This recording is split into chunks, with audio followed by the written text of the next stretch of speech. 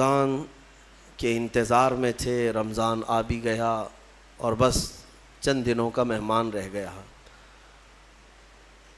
آج رمضان المبارک کی 17ویں تاریخ ہے اور یہ ایک بہت ہی عظیم یادگار دن ہے۔ آج کا یہ دن اور آج کی یہ شب ہم اسلام کی پہلی جنگ غزوہ بدر، شہدائے بدر، اصحاب بدر کے نام آج کی ہم یہ محفل کو منسوب کرتے ہیں، اس لیے کہ جو اصحاب بدر رضوان اللہ تعالیٰ علیہ مجمعین ہیں ان کی بڑی فضیلت آئی ہے، قرآن میں ان کا ذکر آیا اور اللہ تبارک و تعالیٰ نے ان کے متعلق فرمایا کہ بدر کے میدان میں بہت تھوڑی سی تعداد میں تم تھے لیکن اللہ نے تمہاری مدد کی۔ وَلَقَدْ نَصَرَكُمُ اللَّهُ بِبَدْرٍ وَأَنْتُمْ أَذِلَّةٌ، تم بہت کم تھے تعداد میں اور اللہ نے تمہاری مدد کی۔ فَلَمْ تَقْتُلُوهُمْ وَلَكِنَّ اللَّهَ قَتَلَهُمْ، اللہ فرماتا ہے جب تم دشمنوں کو مار رہے تھے تو تم نے نہیں قتل کیا، اللہ نے قتل کیا۔ صحابہ کے کام کو اللہ نے اپنا کام قرار دیا۔ وَمَا رَمَيْتَ إِذْ رَمَيْتَ وَلَكِنَّ اللَّهَ رَمَى، اللہ فرماتا ہے جب تم تیر پھینک رہے تھے تو تیر تم نے نہیں، اللہ نے چلایا۔ اب اس سے اندازہ کریں کہ صحابہ کے کام کو اللہ نے اپنا کام قرار دیا۔ تو یہ اصحاب بدر رضوان اللہ تعالیٰ علیہ مجمعین کا ذکر خیر باعث برکت ہے اور بہت سارے امور کے لیے یہ اکسیر ہے۔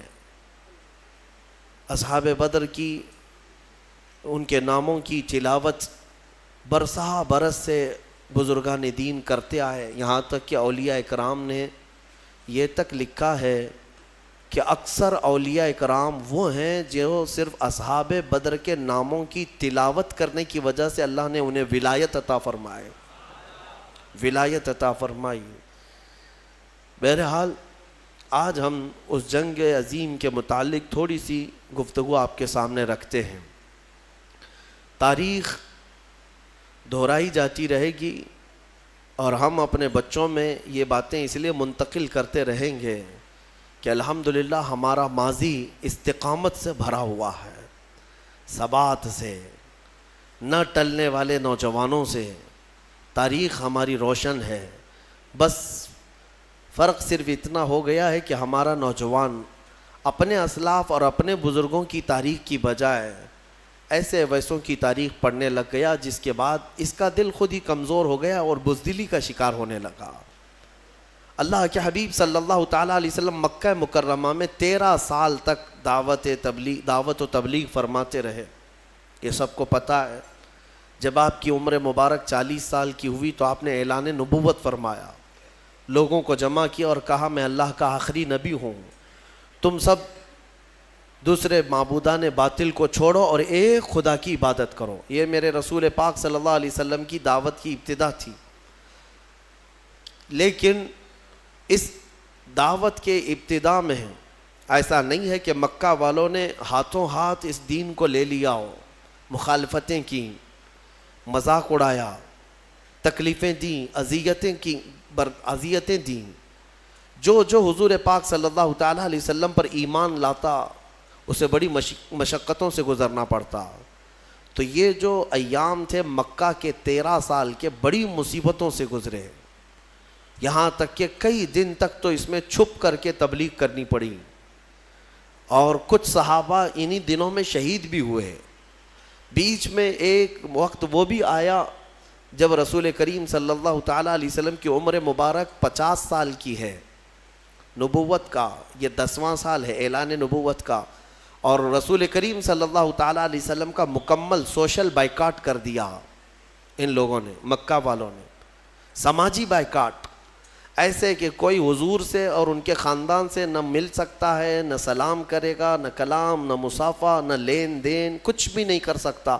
پورے خاندانوں نے مل کر کے حضور کا بائیکاٹ کیا اور نبی اکرم صلی اللہ تعالیٰ علیہ وسلم شعب ابی طالب، ایک گھاٹی ہے، شعب کہتے ہیں ایک علاقے کو پہاڑیوں کے بیچ میں، نبی مکرم صلی اللہ تعالیٰ علیہ وسلم اپنے خاندان سمیت ان گھاٹیوں میں 2 سال کا عرصہ گزارے. ان 2 سالوں میں فاقے ایسے آئے کہ پتے کھا کر رہنے پڑے, درخت کے پتے, اور کبھی کبھار چمڑوں کو ابال کر کے کھانا پڑا. یہ جو 2 سال گزرے. اب میں آپ کو بتاتا ہوں, مکہ والوں نے خوب اذیتیں دی, مشقتیں, تکلیفیں, ساری چیزیں دی. اب میرے آقا صلی اللہ تعالیٰ علیہ وسلم کو حکم ہوا ہجرت کا. 13واں سال تھا نبوت کا. حضور پاک صلی اللہ علیہ وسلم مکہ سے ہجرت کر کے مدینہ تشریف لے گئے. توجہ چاہتا ہوں آپ کو, یہ جنگوں کے متعلق جو بہت سارے پروپیگنڈے پھیلائے رہتے ہیں کہ اسلام صرف جنگوں سے پھیلا ہے, ان کے ہاں جہاد ہی جہاد ہے. کیوں کیا ہے جنگ اور کیوں ہوئی ہے جنگیں, جہاد ہوئے کیوں ہیں, میں آپ کو بتاتا ہوں. حضور پاک صلی اللہ تعالیٰ علیہ وسلم مکہ چھوڑ کر کے گئے. 13 سال ان کی مصیبتیں برداشت بھی کیا. غلام صحابہ حضور کے مار بھی کھائے, پیٹے گئے, کئی شہید بھی ہوئے. اب وطن بھی چھوڑ دیا. اب بچا کیا؟ گھر چھوڑ دیا, وطن چھوڑ دیا, جائیداد چھوڑ دیا, خاندان چھوڑ دیا. اور جو حضور کے چاہنے والے صحابہ تھے انہوں نے بھی مکہ چھوڑ دیا, مدینے چلے گئے. اب مدینے کیوں گئے تھے؟ کہ سکون سے رہ سکیں. 450 کلومیٹر دور جا چکے میرے آقا صلی اللہ علیہ وسلم مکہ والوں سے. لیکن مکہ والوں کی شرارت تو دیکھیں. یہ جتنے کفار و مشرکین ہیں ان کو پیدائشی کیڑے ہوتے ہیں. ایمان والوں کو ستانا ان کے خمیر میں ہوتا ہے. یہ ایسا نہیں ہے کہ ان کو چھیڑو تو یہ ہمیں پریشان کرتے ہیں, بلکہ نہ چاہتے ہوئے بھی یہ چاہتے ہیں کہ ایمان والوں کو چھیڑ خانی کرتے رہیں, کسی طرح سے ان کو تکلیف دیتے رہیں. پہلے سے یہ چیز ان کی خمیر میں رہی ہے. مکہ کے مشرکین کے پاس اب بیس کیا تھا حضور سے لڑنے کا؟ کوئی چیز تھی؟ حضور تو وطن بھی چھوڑ دیے, اپنا گھر چھوڑ دیا, صحابہ بھی چلے گئے. اب مدینے جب میرے آقا صلی اللہ تعالیٰ علیہ وسلم گئے تو وہاں میرے آقا صلی اللہ تعالیٰ علیہ وسلم نے ایک نئی زندگی کی شروعات فرمائی. صحابہ کو لے کر ایک نئی سلطنت کا اسٹیبلشمنٹ ہوا. لیکن ایسے نہیں ہے کہ باضابطہ طور پر کوئی بادشاہت ہو, نہیں, بلکہ مسجد بنائی گئی. باضابطہ اسلام کا ایک تبلیغی دور کا نیا آغاز ہوا. اب ان ظالموں نے وہاں پر بھی سکون سے رہنے نہیں دیا. مکہ کے کفار کیا کرتے, ایک ایک جتھا بنا کر کے آتے تھے, ٹولے لے کر کے, اور جب صحابہ کرام مدینے کے کھجوروں کے باغیچے میں کام کر رہے ہوتے تو جا کر کے ان کو مار دیتے یا ان کے درخت جلا دیتے اور پھر بھاگ جاتے تھے مکہ. یہ شب خون مارنا اس کو کہتے ہیں. کہاں جا کر کے کر رہے تھے؟ مدینے جا کر کر رہے تھے.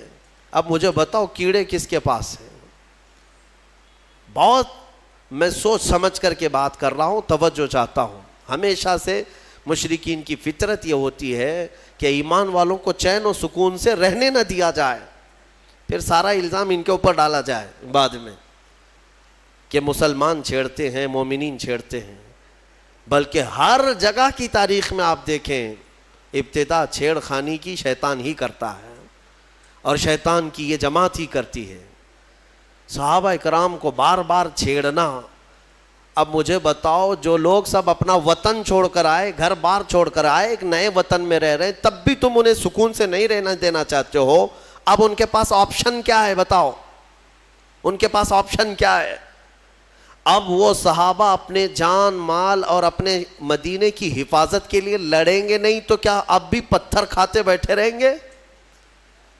صحابہ اکرام رضوان اللہ تعالیٰ علیہ مجمعین کو مدینے جانے کے بعد حکم ہوا وَأَنذِرْ عَشِيرَتَكَ الْأَقْرَبِينَ. اللہ تبارک و تعالیٰ نے اب یہاں پر حکم فرمایا, اے رسول پاک صلی اللہ تعالیٰ علیہ وسلم, آپ اپنے اقربا کو خوف دلائیں, ڈر سنائیں. اور اس کے بعد انہی آیتوں میں اللہ تعالیٰ نے فرمایا کہ اب تم پر جہاد فرض ہو گیا. جہاد کیا ہے؟ اب تم دور آ چکے ہو, تمہارا اپنا وطن ہے, تمہارا اپنا ایک نظام ہے, اس کی حفاظت کے لیے اگر کوئی مدینے پر آئے گا تو تمہیں مدینے کی حفاظت کے لیے کمر بستہ ہونا ہوگا. رسول پاک صلی اللہ تعالیٰ علیہ وسلم کے ساتھ اب کوئی چھیڑ خانی کرتا ہے تو اب صحابہ پر فرض تھا کہ وہ اٹھیں اور حضور کی عزت کی پہرے داری کریں. یہ ہے جہاد. یہ ہے 13 سال جو میرے آقا نے مشقتیں برداشت کیں. کبھی جنگ کیا ان کے ساتھ؟ کبھی تلوار اٹھائی ان کے خلاف؟ نہیں اٹھائی. مدینے جانے کے بعد بھی جب سکون سے رہنے نہیں دینا چاہتے ہو تب پھر جو ہے جہاد کا حکم ہوا. اب میں آپ کو بتاتا ہوں یہ جنگ بدر کیوں ہوئی. مکہ میں ان صحابہ کا سارا مال جو چھوٹ گیا تھا، جائیدادیں وہاں رہ گئی تھیں، یہ سب مال جائیداد لے کر ابو سفیان ملک شام بیچنے جا رہا تھا. قافلہ تجارت کا لے کر، اس میں مکہ والوں کا بھی مال تھا، صحابہ کا بھی تھا. نبی پاک صلی اللہ تعالیٰ علیہ وسلم کے پاس قاصد نے آ کر خبر دی کہ ابو سفیان ملک شام جا رہا ہے. ملک شام جانے کا جو راستہ تھا وہ مدینے کے قریب سے ہو کر گزرتا تھا. حضور پاک صلی اللہ تعالیٰ علیہ وسلم اپنے صحابہ سے فرماتے چلو اس کا راستہ روکو اور جس کا جو مال ہے وہ لے لو. جب صحابہ نکلے، جنگ کی غرض سے نہیں نکلے تھے، لیکن ابو سفیان کو یہ پہلے سے خبر ہو گئی کہ محمد صلی اللہ علیہ وسلم اپنے 300 سے زیادہ ساتھیوں کو لے کر بیچ راستے میں آئے ہیں. تو ابو سفیان نے کیا کیا، راستہ بدل کر دوسرے راستے سے ملک شام پہنچ گیا. تجارت بھی کیا، خوب نفع بھی کمایا، مال بیچ دیا. اب واپسی کا جب وقت تھا تو حضور پاک صلی اللہ علیہ وسلم پھر انتظار میں تھے کہ یہ واپس تو جائے گا، جب واپس جائے گا تب پھر ہم اس کو روکیں گے. ابو سفیان کو پتا تھا، خبر تھی کہ رسول کریم صلی اللہ علیہ وسلم اپنے ساتھیوں کے ساتھ اب بھی کھڑے ہیں. تو اس نے مکہ والوں کو پیغام بھیج دیا کہ اے مکہ والوں اپنا مال بچا لو، محمد اور ان کے ساتھی تمہارا پورا مال ختم کر دیں گے، یہ قافلہ ختم ہو جائے گا. تو مکہ میں کھلبلی مچ گئی کہ ہمارا مال تجارت سب محمد صلی اللہ تعالیٰ علیہ وسلم اور ان کے ساتھی سب لے لیں گے. یہ پوری افواہ پھیلی تو سارے مکہ والے جمع ہوئے.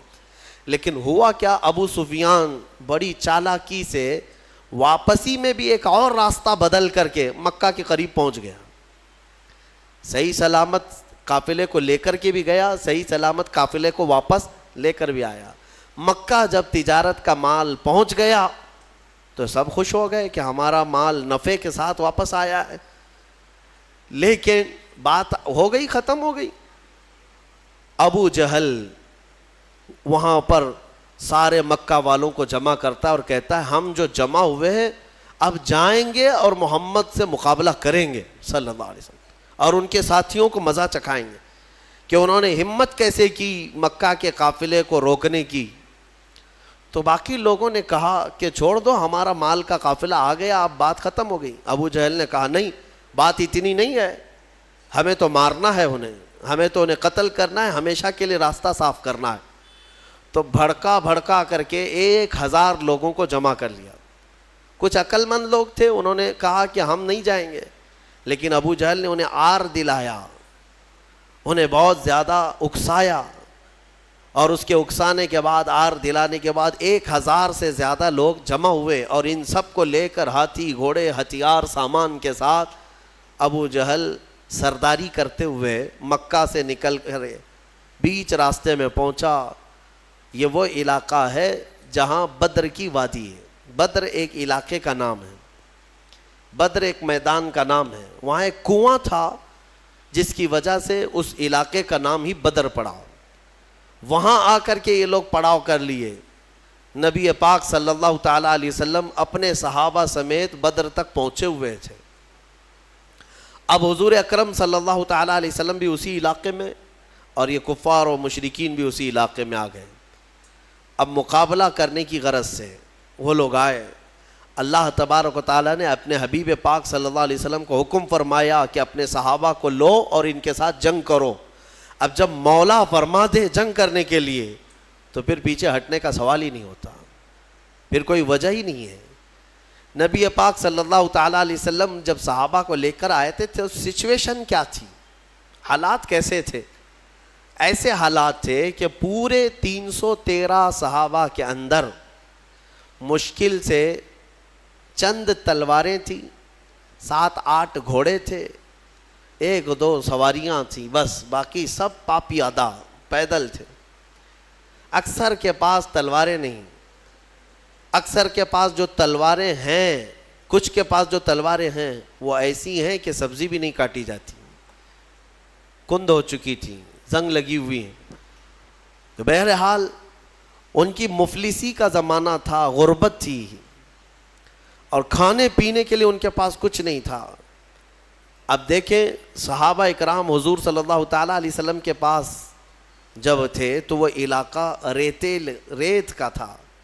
حضور جس جگہ رکے تھے وہ پوری ریت کی زمین، اور ریت کی زمین پر چلنا مشکل ہو جاتا ہے، پاؤں اندر دھسنے لگتے ہیں.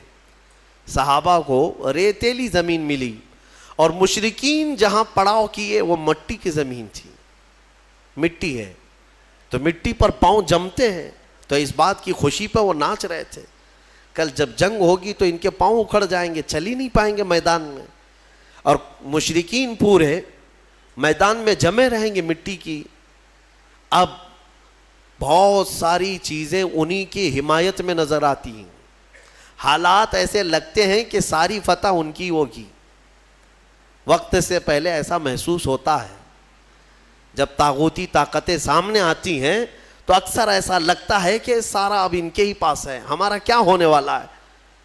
اب میں آپ کو مقابلے کے اعتبار سے بتاؤں، ادھر 313 نہتے ہیں، ساز و سامان نہیں، سواریاں نہیں، بدلے میں مقابل میں 1000 سے زیادہ سب کے سب ہتھیار سے لیس، ٹرینڈ پہلوان ان کے پاس، ہاتھی گھوڑے اونٹ سواریاں ان کے پاس، بلکہ ان کے کھانے کے لیے پورے اونٹ ذبح ہو رہے تھے رات کو. اور جب کھانا ان کا پکتا تھا رات بھر طبلے بجاتے تھے، رقص کرتے تھے، ڈانس کرتے تھے، کیونکہ جیت کا اور فتح کا غرور ایسا تھا، سب کچھ تو ان کے پاس تھا. اب صحابہ جو دیکھ رہے تھے تو انسانی فطرت کا تقاضا ہے نا کہ سامنے بڑی طاقت کو دیکھ کر کے کیا محسوس کریں گے آپ. صحابہ کرام رضوان اللہ تعالیٰ علیہ مجمعین حضور صلی اللہ تعالیٰ علیہ وسلم کے پاس آئے، کہا یا رسول اللہ صلی اللہ علیہ وسلم کیا جنگ فرض ہو گئی؟ حضور نے فرمایا ہاں. اب نبی اکرم صلی اللہ تعالیٰ علیہ وسلم نے صحابہ کے چہرے کو دیکھا اور سب کو جمع کیا. رات کو ایک خطبہ دیا حضور نے. خطبے میں کیا فرماتے ہیں؟ یہ کل جنگ ہونے والی ہے، اس سے پہلے رات کو خطبہ دیتے مغرب کے بعد یا عشاء کے قریب.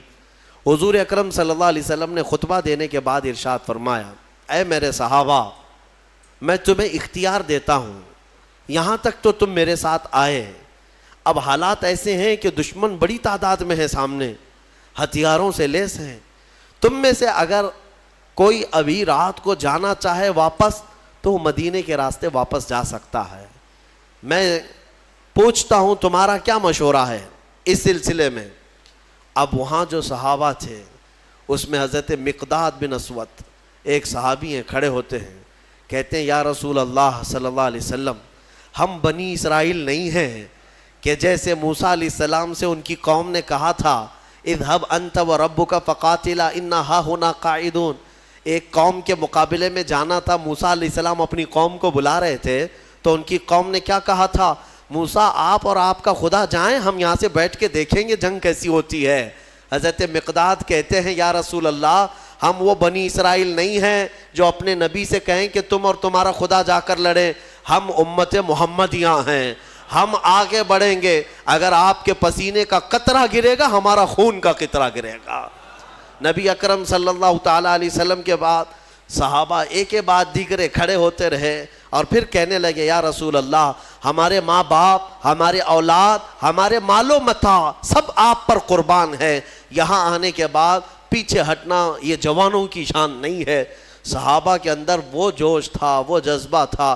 نہ صحابہ نے کبھی ہتھیاروں کی طرف دیکھا، نہ تلواروں کا دیکھا، نہ ساز و سامان دیکھا، بلکہ صرف دیکھا محمد ہمارے ساتھ ہیں، رسول پاک صلی اللہ علیہ وسلم ہمارے ساتھ.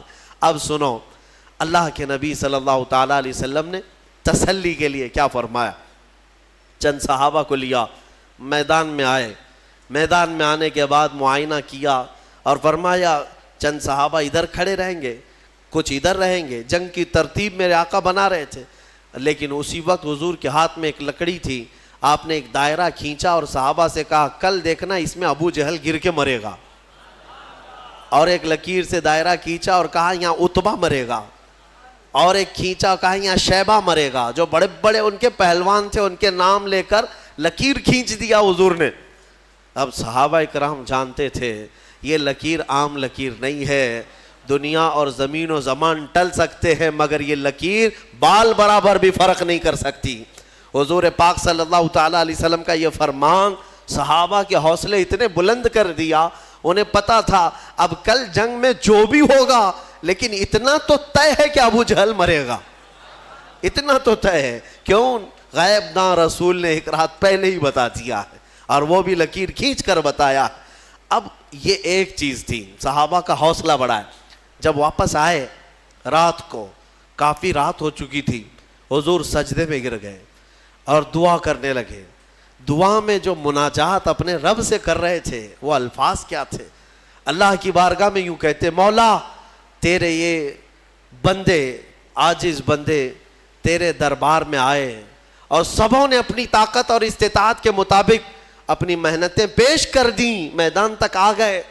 اب اگر کل تو انہیں فتح نہیں عطا کرے گا, حضور یہ کہہ رہے اپنے مولا سے, اے رب اگر کل تو انہیں فتح نہیں عطا کرے گا لن تعبد ابدا, پھر قیامت تک تیری عبادت نہیں ہو سکے گی, قیامت تک پھر تیری عبادت نہیں ہو سکے گی. یہ شان محبوبی تھی. حضور اکرم صلی اللہ تعالیٰ علیہ وسلم اپنے رب سے گڑ گڑا کر مانگ رہے تھے. ابھی دعا سے آپ نے سر اٹھایا, بہت تیز بارش شروع ہو گئی. رات کے وقت بارش شروع ہو گئی. بارش ہونے کے بعد حضور نے اکرم صلی اللہ علیہ وسلم کے لبوں پہ مسکراہٹ آئی اور صحابہ سے کہا اللہ کی پہلی مدد آ چکی, اللہ کی پہلی مدد آ چکی. صحابہ نے محسوس کیا. کیوں جانتے ہیں؟ اس بارش کا اثر یہ ہے کہ جو ان کی ریتیلی زمین تھی صحابہ کی وہ مضبوط ہو گئی اور ان کفار کی مٹی والی زمین کیچڑ سے پھسلنے لگ گئی. اب ان کے گھوڑے پھسلتے تھے, ان کے پیر پھسلتے تھے. اب یہاں صحابہ, ریت میں اگر پانی جم گیا تو ریت مضبوط ہو جاتی اور یہ ایسی مضبوط ہو گئی کہ اس پر دوڑیں بھاگیں کچھ بھی کریں کچھ فرق نہیں پڑتا. اور ادھر کیچڑ اتنا تھا کہ وہ پیر رکھیں تو پھسل کر گر جائیں. تو حضور اکرم صلی اللہ علیہ وسلم نے فرمایا رات کے وقت اللہ کی پہلی مدد آ گئی. دوسرا دن آیا, یہ 17واں رمضان المبارک ہے. رسول کریم صلی اللہ تعالیٰ علیہ وسلم نے صبح کے وقت صحابہ کی صفوں کو ترتیب دینا شروع فرمایا. اس میں 313 صحابہ کرام تھے. وہ بڑے خوش نصیب صحابہ ہیں اور بلکہ وہ بڑے عظیم المرتبت صحابہ ہیں جو رسول کریم صلی اللہ تعالیٰ علیہ وسلم کے ساتھ سب سے پہلی جنگ میں آئے اور اسلام کا پرچم لہرانا تھا. یہ وہ تاریخ ہے جہاں سے شوکت اسلام دوبالا ہو گئی. آج سے اسلام کی عزت میں جو روشنی آئی ہے یہ ایک الگ تاریخ ہے, ایک الگ تاریخ. اس لیے 17 رمضان المبارک یہ عام تاریخ نہیں ہے. ہاں یہ تاریخ اسلام کی شان و شوکت کو بلند کرنے والی تاریخ ہے. صبح صفیں ترتیب دی گئیں. جب صفیں لگیں تو میرے عزیزو حضور پاک صلی اللہ تعالیٰ علیہ وسلم سامنے کھڑے ہیں. ان صفوں میں صحابہ میں بچے بھی آئے ہیں, جوان بھی آئے ہیں, بوڑھے بھی آئے ہیں. حالانکہ بچوں پر جہاد فرض نہیں ہے لیکن کچھ صحابہ جو ضد کر کے حضور پاک صلی اللہ تعالیٰ علیہ وسلم کے ساتھ جہاد میں شریک ہوئے تھے, حضرت معاذ اور معوذ رضی اللہ تعالیٰ عنہما جن کی عمر 13 اور 15 سال کے بیچ کی تھی, یہ بھی صفوں میں کھڑے ہو گئے حضور پاک کے سامنے. حضور نے انہیں اجازت دی ان کے شوق کی وجہ سے, ان کے رونے کی وجہ سے. اب جنگ جب شروع ہوئی تو سب سے پہلے حضرت ہوتا کیا تھا, مقابلے میں ایک ادھر سے آتا ایک ادھر سے آتا, یا 2 ادھر سے آئیں تو 2 ادھر سے, 3 ادھر سے آئیں تو 3 ادھر سے شروعات. تو کفار مکہ نے اس طرف سے بڑے ان کے جو پہلوان تھے ان کو بھیجا. اس میں عتبہ تھا, شیبہ تھا اور ایک بڑا کافر پہلوان. تو حضور پاک صلی اللہ تعالیٰ علیہ وسلم نے اپنی جماعت میں سب سے پہلے جنہیں اتارا وہ مولا کائنات حیدر کرار تھے. علی مرتضیٰ کو سب سے پہلے میدان میں اتارا. ان کے بعد دوسرے نمبر پر امیر حمزہ رضی اللہ تعالیٰ, تیسرے پر حضرت ابو عبیدہ بن جراح. یہ تینوں اپنے زمانے کے ایسے قوی اور مضبوط لوگ تھے کہ ان کے مقابل میں جلدی کوئی آتا نہیں تھا. لیکن ان تینوں میں سب سے کم عمر حضرت علی کی تھی. حضرت علی کرم اللہ وجہہ الکریم کی عمر اس وقت بڑی کم تھی، یعنی تقریباً آپ کی عمر 24 سال کے آس پاس، 24 سے 25 سال کی جوانی تھی. حضرت علی رضی اللہ تعالیٰ عنہ بھی آئے، حضرت امیر حمزہ، حضرت ابو عبیدہ بن جراح ادھر سے جو مقابل میں آئے تو سب سے پہلے جب مقابلہ ہوا تو حضرت امیر حمزہ رضی اللہ تعالیٰ عنہ کے مقابل میں جو آیا تھا وہ ایک ہی وار میں ختم ہی ہو گیا. اور حضرت علی کے مقابل میں جو پہلوان آیا اس نے لڑنے سے انکار کیا، کہا کہ میں بچوں سے نہیں لڑوں گا، میرے مقابل کا کوئی بڑا آدمی بھیجا جائے، کیونکہ حضرت علی کی عمر چھوٹی تھی. اس نے کہا کہ میں چھوٹی عمر والوں سے، بچوں سے نہیں لڑوں گا. حضرت علی رضی اللہ تعالیٰ عنہ نے اس وقت فرمایا محمد صلی اللہ تعالیٰ علیہ وسلم کے غلاموں کے بچوں سے پہلے نپٹ لے، بڑوں کو بعد میں بھیجا جائے گا. اور وہ کیا نپٹتے، کیا مولا کائنات حیدر کرار کبھی وہ ان کے سامنے کوئی مقابل میں آ سکا؟ یہاں تک کہ خیبر کے جنگ کے موقع پر فرمایا گیا حضرت علی کے سامنے جب مرحب ایسا پہلوان آیا تھا جو 1000 آدمیوں سے تنہا لڑتا تھا، وہ حضرت علی کے سامنے آیا تھا. وہ بھی لوہے کی ٹوپی، اس کی سب سے مشہور ٹوپی تھی لوہے کی، پہن کے رہتا لوہے کا زرہ، اور حضرت علی اس کے مقابل میں آئے. اس وقت حضرت علی کی حالت تو یہ تھی کہ آنکھیں لال ہو گئی تھیں، آشوب چشم کی بیماری تھی اور بخار تھا، بخار بھی ہے اور آنکھیں لال تھیں وہ خیبر کے موقع پر. تب حضرت علی نے مرحب کے ساتھ جو مقابلہ کیا وہ ذوالفقار حیدری، جو تلوار ہے آپ کی، اٹھا کر جو مرحب کے سر پر مارا تھا تو وہ لوہے کی ٹوپی تک 2 ٹکڑوں میں تبدیل ہو چکی تھی. وہ وار کیا تھا، حضرت علی رضی اللہ تعالیٰ عنہ کے وار سے کوئی بچ پائے گا؟ یہاں بدر کے میدان میں بھی جو آیا وہ تھوڑی ہی دیر میں مقابلہ کرتے کرتے حضرت علی کے ایک وار میں اس کی گردن ہوا میں اڑی اور نیچے آئی. یہ وہ منظر تھا جب پیچھے جو صحابہ تھے انہوں نے دیکھا تو بلند آواز سے نعرہ تکبیر بلند کیا تھا اور پورا میدان گونج اٹھا تکبیر کی آواز سے. اسی کو تو اقبال نے کہا تھا کفر دم توڑ دے گا ٹوٹی ہوئی شمشیر کے ساتھ، کفر دم توڑ دے گا ٹوٹی ہوئی شمشیر کے ساتھ، گر تم نکل آ جاؤ ایک بار نعرہ تکبیر کے ساتھ. وہ تکبیر کی آواز وہی تھی جو صحابہ، ان کی تلواریں کیا تھی. اس کے بعد مقابلہ شروع ہوا. شروع میں ایک کے بعد دیگرے ہوتے تھے، پھر گھماسان کی لڑائیاں، یعنی صفوں کی صفیں آپس میں مل جاتی. اب یہ مقابلہ اس قدر سخت ہو گیا کہ دوپہر کے وقت اللہ تبارک و تعالیٰ نے 3000 فرشتوں کو اتارا. قرآن میں اذ تقول للمؤمنین الن یکفیکم ان یمدکم ربکم بثلاثة آلاف من الملائکۃ منزلین. حضور صلی اللہ علیہ وسلم دیکھ رہے تھے کتنے فرشتے آئے اور صحابہ سے کہہ رہے تھے اب ڈرو مت، لڑو. کیا تمہارے لیے اتنا کافی نہیں ہے کہ اللہ نے 3000 فرشتے تمہارے لیے اتارے؟ بلا ان تصبروا وتتقوا ويأتوكم من فورهم هذا يمددكم ربكم بخمسة آلاف من الملائکۃ مصومین.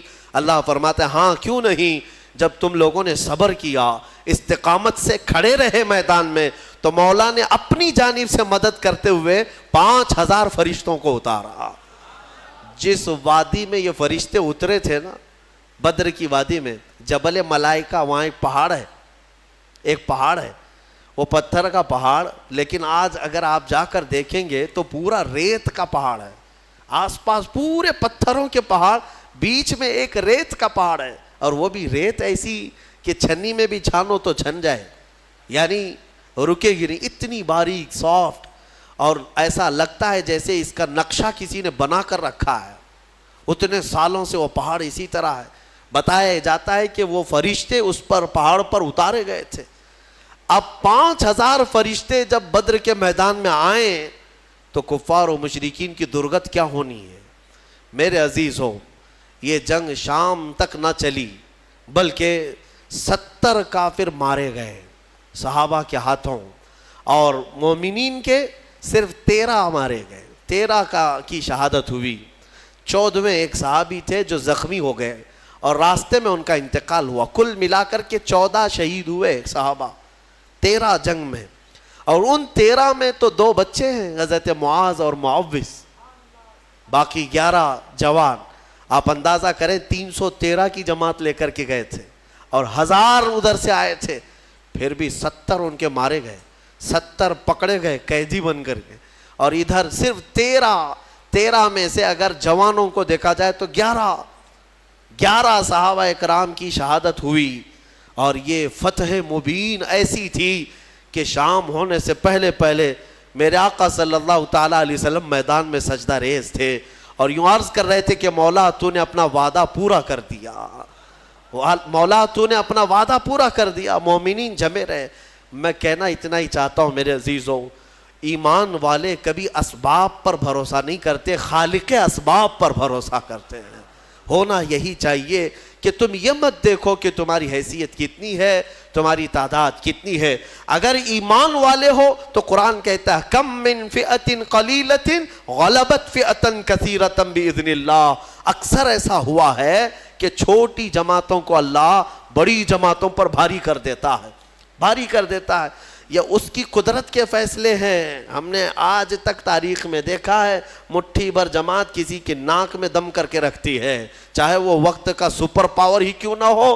کچھ جماعتوں کے سامنے گھٹنے ٹیکنے پر مجبور ہو جاتے ہیں. یہ حالات آج تک چلے آ رہے ہیں. میرے عزیزوں, اس بدر کی وادی میں میدان میں جو جنگ ہوئی, صحابہ نے اپنی جاں بازیاں پیش کی اور بہت ہی بہادری کے ساتھ وہ حضور اکرم صلی اللہ تعالیٰ علیہ وسلم کے ساتھ کھڑے رہے.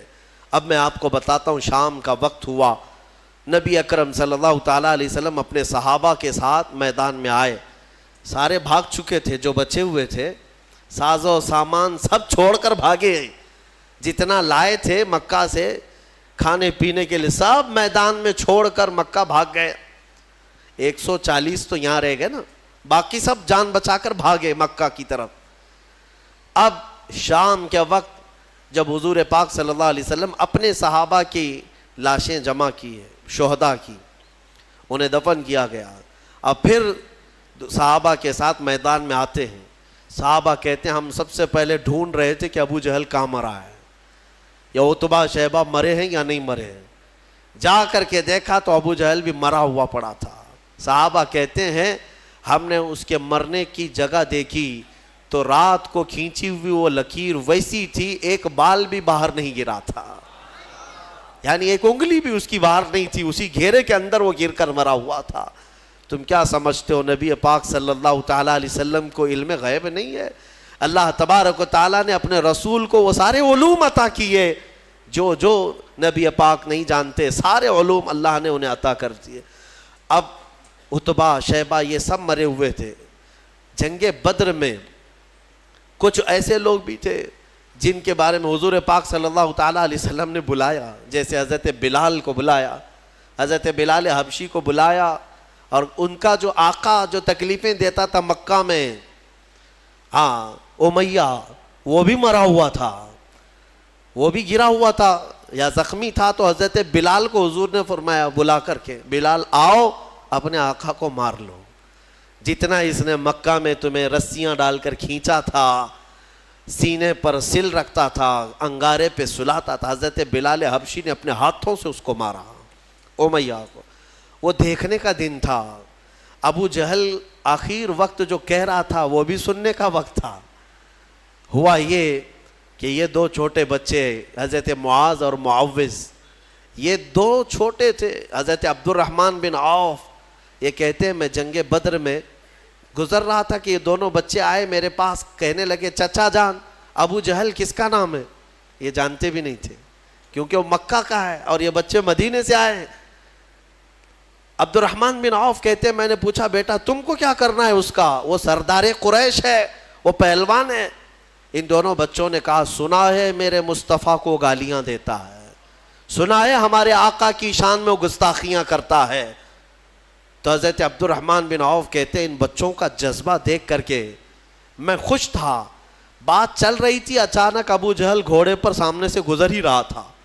حضرت عبد الرحمن بن عوف کہتے ہیں میں نے بچوں سے کہا وہ دیکھو وہ جو جا رہا ہے یہی ہے ابو جہل شیطان قریش، یہی ہے جو سارے مکہ میں گستاخیاں کرتا ہے۔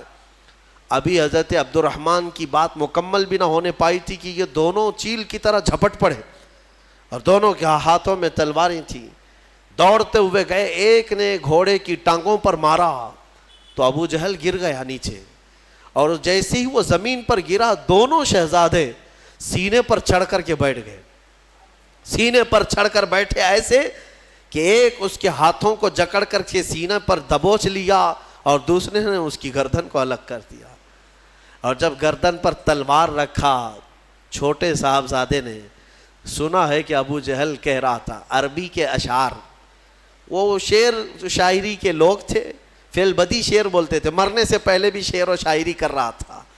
کیا کہہ رہا تھا؟ کہتا میں عرب ہوں، میں عرب ہوں، غرور اور گھمنڈ جاتا نہیں ہے، میں عرب ہوں اور میں پہلوان ہوں، مجھے موت سے خوف نہیں، میں موت سے ڈرتا نہیں، میں عرب ہوں اور مکہ کا سردار ہوں، لیکن بات اتنی سی افسوس کی ہے کہ میرے مقابل کا پہلوان مجھے نہیں مار رہا ہے، میرے مقابل کا پہلوان مجھے نہیں مار رہا ہے، چھوٹے لوگوں سے مر رہا ہوں، اتنا افسوس ہے، باقی مرنے کا مجھے خوف نہیں ہے۔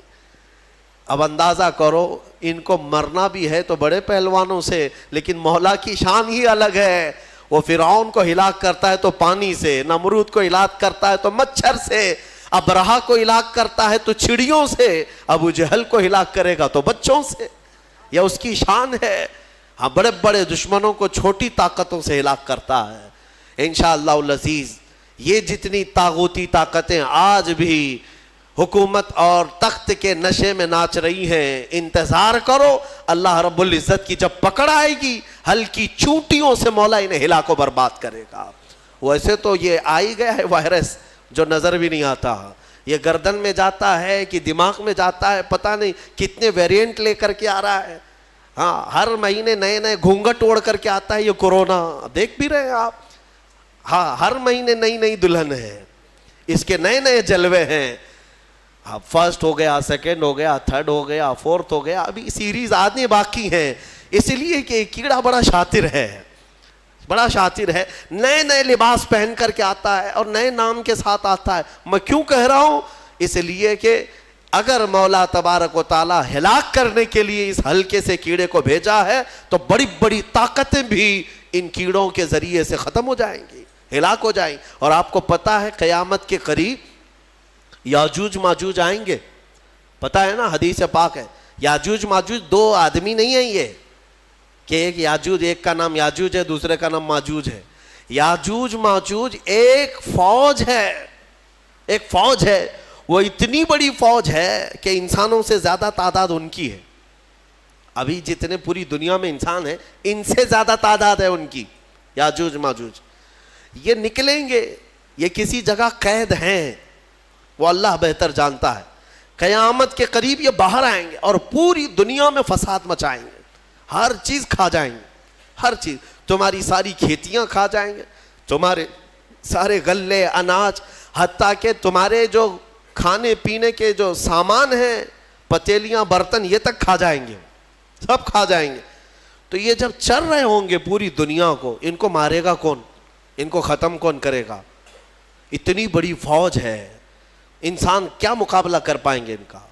تو پھر حدیث میں یہ ملتا ہے کہ رب تبارک و تعالیٰ ان کی گردن میں کیڑا پیدا کرے گا، ان کی گردن میں کیڑا پیدا کرے گا، بہت چھوٹی قسم کا کیڑا ہوگا، اور یہ کیڑا اتنی تیزی سے پھیلے گا کہ وہ چند ہی ساعتوں میں پوری کی پوری فوج اس کیڑے کے شکار ہو کر مر جائے گی، ختم ہو جائے گی۔ یہ وائرس کا جو آج پھیلنے کا آپ دیکھ رہے ہیں، اس سے زیادہ تیز وہ پھیلے گا۔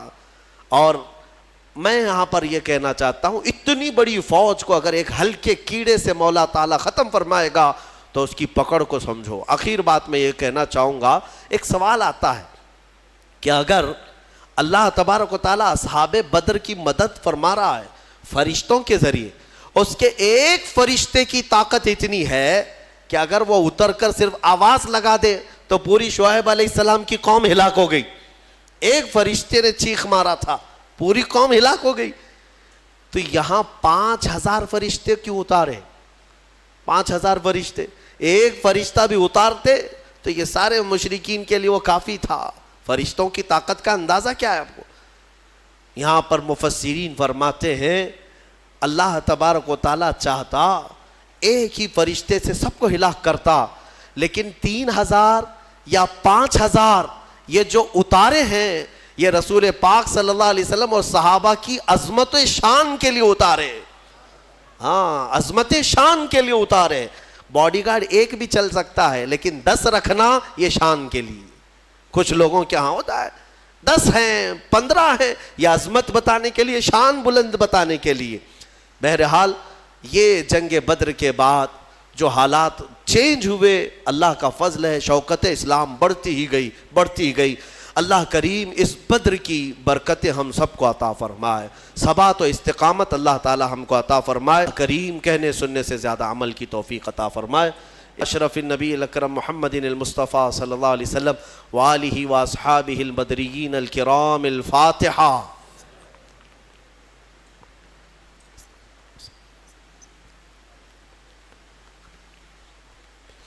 الہ العالمین ستار العیوب غفار الذنوب، جو کچھ پڑھا اس کو اپنی بارگاہ میں قبول فرما، اس کا ثواب اپنے حبیب پاک صلی اللہ علیہ وسلم کی بارگاہ میں نظر قبول فرما۔ مصطفیٰ کریم صلی اللہ علیہ وسلم کے صدقے و توسل تمام انبیاء، صحابہ، اولیاء، مومنین، مومنات کی روحوں کو نظر کیا قبول فرما، خصوصاً بالخصوص شہدائے بدر، اصحاب بدر رضوان اللہ تعالیٰ علیہ مجمعین کی بارگاہ میں نظر قبول فرما۔ اے رب قدیر، اصحاب بدر کے صدقے ہم پر آئی ہوئی تمام مصیبتوں کو دور فرما دے، ایمان والوں کو عزت و وقار عطا فرما، بدری صحابہ کی استقامت کے جھلکیاں ہمیں زندگی میں عطا فرما۔ اصحاب بدر کی صدقے میں مولا ایمان والوں کو قوت حیدری عطا فرما۔ اے اللہ ان کے پاؤں میں استقلال اور ثبات عطا فرما، ہم سب کو بزدلی سے محفوظ فرما۔ ان اللہ و ملائکتہ یصلون علی النبی یا ایھا الذین آمنوا صلوا علیہ وسلموا تسلیما۔ اللہم صلی علی سیدنا محمد وآلہ واصحابہ وبارک وسلم، وصلی اللہ تعالی علی خیر خلق محمد وآلہ واصحابہ اجمعین برحمتک یا ارحم الراحمین۔